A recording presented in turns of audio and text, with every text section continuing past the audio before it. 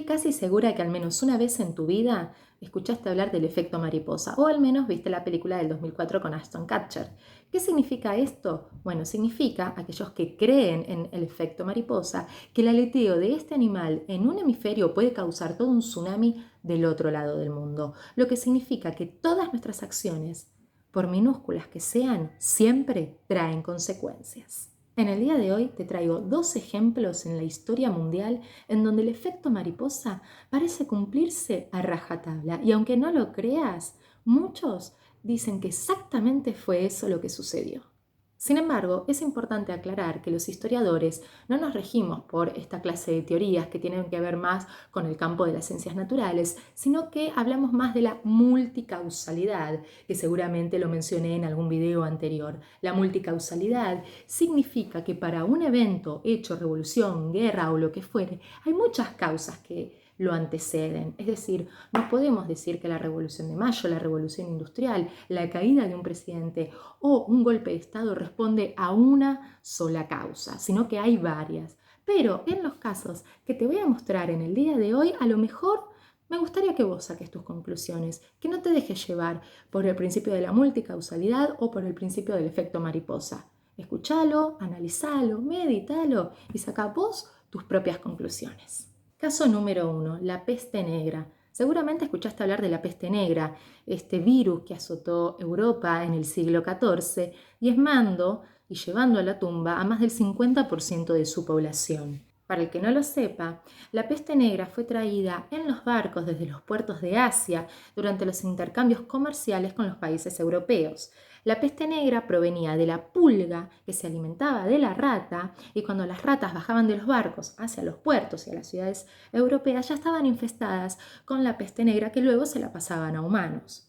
Resultado terrible: vómitos, fiebre, descompostura. En pocos días las personas perdían la vida. No nos olvidemos que estamos hablando de un periodo de la historia en donde no había penicilina, la cual fue descubierta en 1936, donde no había antibióticos, donde los pocos remedios que habían eran herbarios o naturales, y además la falta de higiene, porque no había agua potable, no existían los baños, muchísimo menos los inodoros, profundizaban aún más la contagiabilidad. De manera que en cuestión de meses la peste negra pasó a azotar todo el continente. Tal vez eso lo escuchaste, tal vez eso lo viste en la escuela. Lo que seguramente no sabías es que mucho tiempo antes de que llegaran estas ratas con estas pulgas todas apestosas y feas, es que los sacerdotes católicos estaban convencidísimos que los gatos negros eran propietarios de almas negras y eran amigos de las brujas y llevaban consigo el demonio. Entonces, para acabar con él, los sacerdotes de la Santa Iglesia Católica ordenaron la muerte, la aniquilación de todos los meninos negros que hubiera dando vueltas por cualquier rincón de Europa. Por supuesto que desde el siglo XXI aborrecemos esta actitud. No tenemos ninguna clase de empatía con las personas que asesinaban estos pequeños e indefensos animales. Sin embargo, era muy común en esa época y en el día de hoy sigue siendo muy común en muchos lugares del mundo. La cuestión es que todas las personas que adherían a la Iglesia Católica y estaban convencidas, porque su fe así se lo ordenaba, en que los gatos negros eran la encarnación de diferentes monstruos, animales amigos de las brujas, todo el mundo salió a su casa. Y por mucho que nos sorprenda, todas aquellas personas que adherían a la fe católica, guiadas por sus sacerdotes, salieron a la calle a matar a todos los animales, gatos negros que se cruzaran. Pronto las calles de Europa quedaron desiertas de gatos negros, que eran los más comunes en esa época, o también los gatos oscuros. Años más tarde, no había ninguna clase de depredador que frenara a las ratas que bajaban de los barcos. Es decir, sin saberlo, los habitantes europeos, amparados en una absurda creencia, cavaron su propia tumba, literal. No había gato que pudiera matar a las ratas que traían la peste consigo, de manera que en pocos meses las ratas llenaron de fiebre negra, de peste negra, a toda la población europea, porque no había depredador que se animara con ellas. La pregunta que te estés haciendo, que también me la hice yo, es: si no hubieran matado a los gatos, ¿se hubiera podido frenar la peste negra?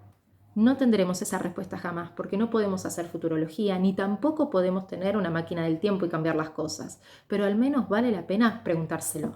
Para la segunda historia de hoy me voy un poquito más lejos, específicamente a la China de Mao Zedong. Durante los años de la campaña comunista de Mao Zedong, se llevó a cabo un proceso de industrialización de China, tal como se llevó a cabo años antes un proceso de industrialización de la Unión Soviética después de la Revolución Rusa.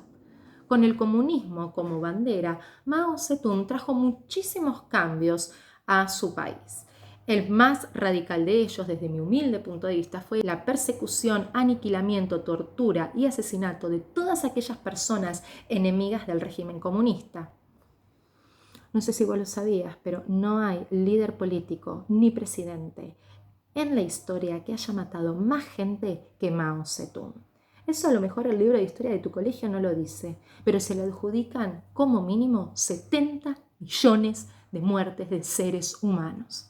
Pero hoy no vamos a hablar de seres humanos, vamos a hablar de seres vivos que el régimen comunista de Mao también asesinó. Y te estoy hablando en el día de hoy de la guerra contra los gorriones. Fue perpetrada por Mao Zedong durante la década del 50. Convencido de que China después de la Segunda Guerra Mundial tenía que ser superadora de todas las potencias europeas y occidentales, Mao Zedong propuso el gran salto adelante, así se lo conoce en la historia china. Pero en este contexto, muchos chinos, millones de ellos, murieron por los delirios de este ex líder. Tan solo en el año 1988, el régimen admitió 23 millones de muertes a causa de las hambrunas y a causa de otras vicisitudes de este contexto. Mao Zedong fue un autócrata que le propuso una guerra no solamente a sus enemigos políticos, sino también a la naturaleza.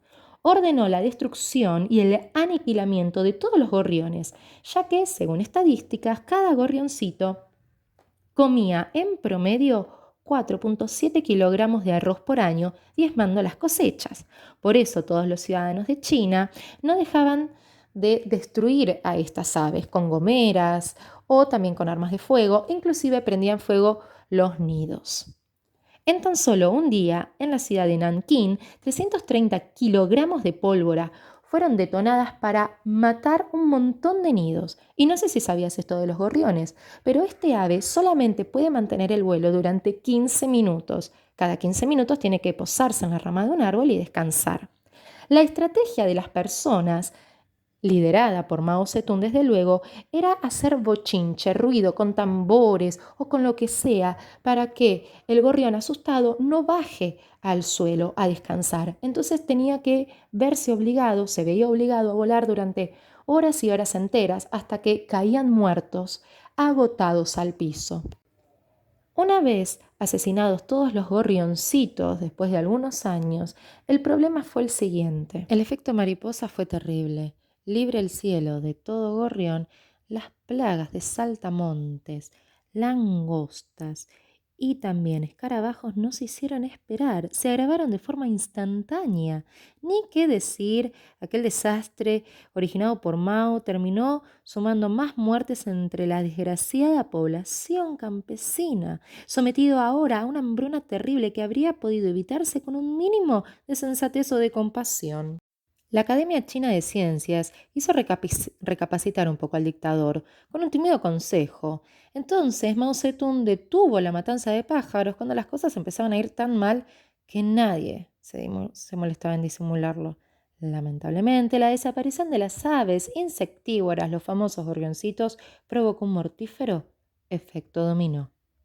Inclusive, Mao Zedong se vio en la obligación de importar gorriones de la Unión Soviética para combatir las langostas, los escarabajos y los saltamontes. Un excelente ejemplo de efecto mariposa.